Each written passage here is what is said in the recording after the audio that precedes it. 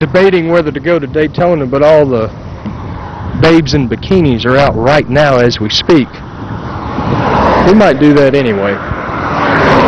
Anyhow, getting back to work.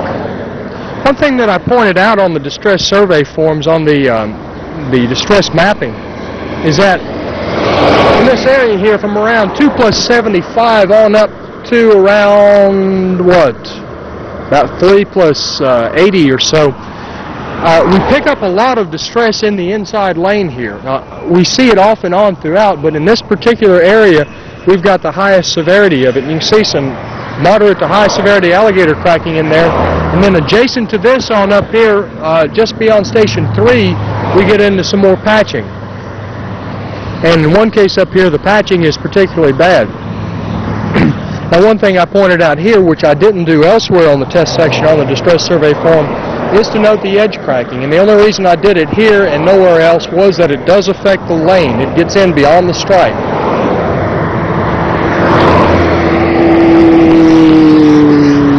This is an area in here where we have the most rutting.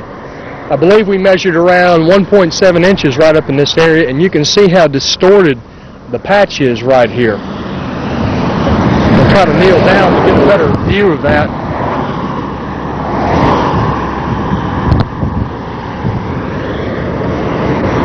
I'll shoot another video. Okay, right in this area I also noted some high severity cracking, and we got into some what I was calling medium severity block cracking, where we had blocks greater than a foot, the length of the sides being over a foot here, which stretched across the middle of the lane. You see some of that in the Lime Rock base due to the way it sets up and bonds together.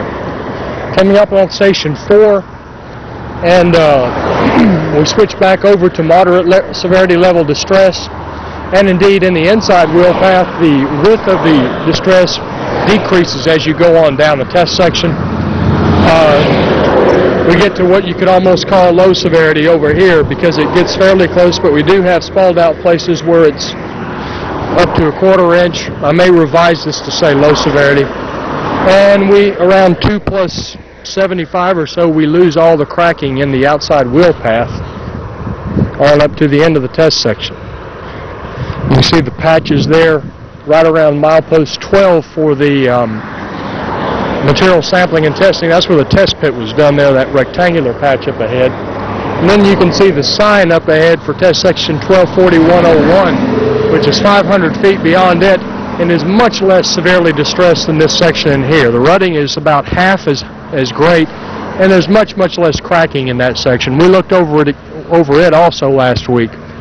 Now, what was postulated is that with the amount of cracking in this and with the moisture content, that with the extremely cold weather we had here in Orlando back in December, that we may have had some freezing in the Lime Rock base, which accelerated the deterioration rate of this section.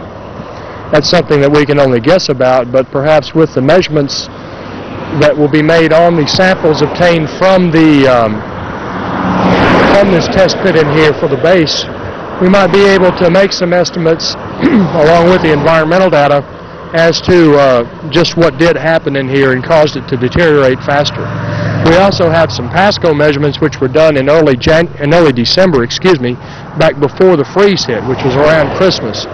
So we may be able to piece things together on a diagnostic type basis once we get the results of that materials sampling and testing data.